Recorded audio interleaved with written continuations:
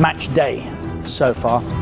Everton really impressive, having been a goal down against the Baggies, who played the second half at Goodison ironically with 10. 5-2 final score, Calvert-Lewin with 3. Leeds beating Fulham with the best of 7 goals. Palace, of course, winning at Manchester United amongst much VAR controversy, but I really didn't get that. Arsenal 2, West Ham 1. 5 for Spurs today at Southampton, having trailed 3-0. Brighton 1 at Newcastle, and Liverpool, as we've just seen, have beaten Chelsea by 2-0. So we've got a table that's beginning to take a little bit of shape, not just yet. And professionals would always tell you, well, I never look at it, but they lie. They do. We all do. Of course they do. Having played 1, Sheffield United, Manchester United are behind. So too City, of course, will play tomorrow night. Haven't yet got off the mark. Burnley and Villa will play tomorrow. Top half, Chelsea down on the weekend. Leeds and Brighton both up. Really good performance from Brighton today at St James's. Wolves having played just the 1. Spurs now off the mark. Leicester about to play against Burnley. Palace into 4th on the back of a really good start. 100% Palace, like Liverpool, Arsenal and Everton. Because great player. I know him. I know that at that moment the only choice he have to do is to put the ball, and he's very good on it. So I try to make the runs and I find the ball in front of me. But when he make foul, I knew that it was penalty. It was red card, because I even told him, my friend, it's penalty. It's red card, sorry. And then after the referee gave him red card. So lucky for us. Of course, you made the breakthrough with a header, but the second goal, you just given the ball away and you look really angry with yourself. Is that what gave you motivation to chase in? Yeah, sure. I think this kind of things is always is what we try in the training pitch. So when he got the ball, I know it will be difficult for him to have another option. The only option to do is shoot. So I was in front of him and he tried to pass, and unlucky for him and make mistakes. So lucky for me, and scored the second goal for my team. Of course, we've got a little look at the new boy, Thiago. How do you think he's settled in for his half? I think not only me, all the world know how he's capable to do. It's one of the best players in the world, so we are lucky to have Jaco in our team, and I think today he showed that he's a great player. Great stuff. Well done today. Thank you, guys. Thank you. So, Andy, excuse me, is that the difference at this level? You're always talking about small margins. Keeper that's prone to an error at one end and one at the other that you know is reliable. Well, it helps, Richard, enormously. You know, there's only probably 2 players in the last 15 years that I can think about that have never suffered from lack of confidence, and that would be Messi and Ronaldo. I think everybody else who's ever played the game at some time in his life has had a little bit of confidence issues. Nige, myself, anybody. And I think that's where Kepa is right here, right now. I think his confidence is shot. I think he's talented. I think he's a good goalkeeper. But right now, he instills no confidence, I don't think, in any Chelsea player who's defending in front of him.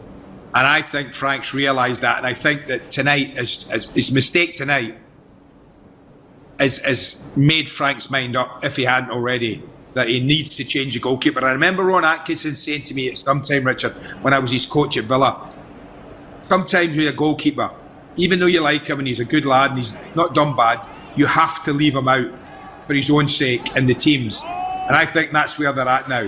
Even if they didn't get the new keeper out, and I'd leave him out next game. Because making mistakes like this, I mean, the defenders will just look round and go, oh no, lost Christensen, and we don't need you doing that.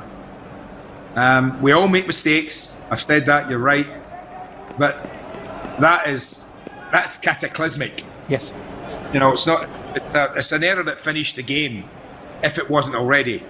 It totally finished it. As soon as Liverpool went 2-0 up, that was it. They controlled the game, wasn't a problem. Did give away a sloppy penalty, but the keeper saved it. And therein lies the difference.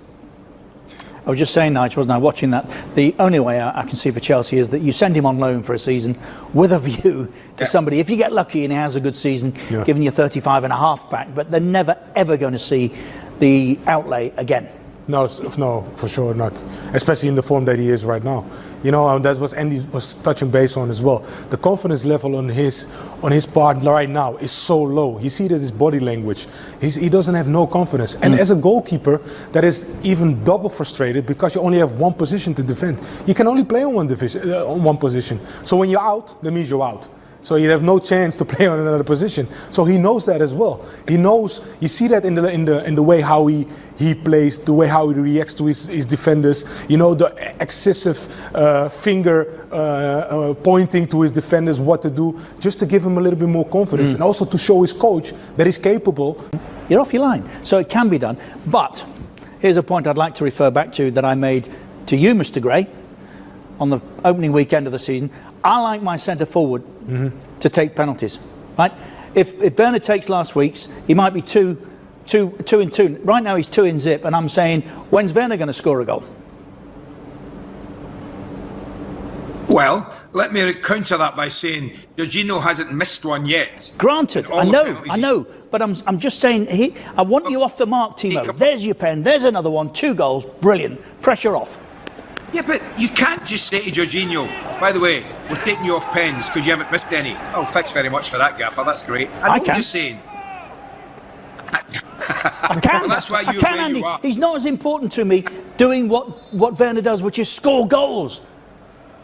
I know what you're saying, he hasn't missed one, but centre forwards take penalties, don't they? Or they should do. Well, not every centre forward took penalties, I have to say. I know, there's an exception, all right, okay. But no, what I'm saying, Richard, the most important thing for Frank right now is to win a football match, right? Now, the penalty taker, who's been solid, reliable, hasn't looked like missing since he arrived in the country, right? Has been penalty after penalty. Funnily enough, and I wish I'd been with you guys in the studio, I never fancied him tonight. Really? Fascinating. Why? I really didn't. Why? Because the night, it was something about the game, Richard. Nothing was going right for Chelsea. The standing off, the goalkeeper's error, Liverpool cruising, and I think it just shook Liverpool a bit. And I thought the penalty, I don't fancy him. And I thought, I fancy the big keeper to make a save. It was like the contrast in keepers, you mentioned it. We've got a keeper at one end. He's a fantastic guy. I met him here when Liverpool was over here for the World Cup of Teams. He's an amazing guy. So humble as well, you know. Yeah, that comes across. Oh, this is so humble. He's just guy. grateful for everything, isn't he? He's kind of shy in a way, you know, if you talk to him. But he's such a great dude also for the team. And if I talk to his teammates, the Dutch lads, they all say the same about him. He's so good, really giving, really very, very generous as well. But I mean, you know, he works hard. You see it every day on the pitch. So, Andy, a word about Chelsea. In contrast to what we saw on match day 1, what did you make of them today? Still a work in progress. I was a little disappointed, Richard, if I'm honest. When you saw what Leeds did or tried to do or attempted to do in that opening game and tested Liverpool by committing men forward,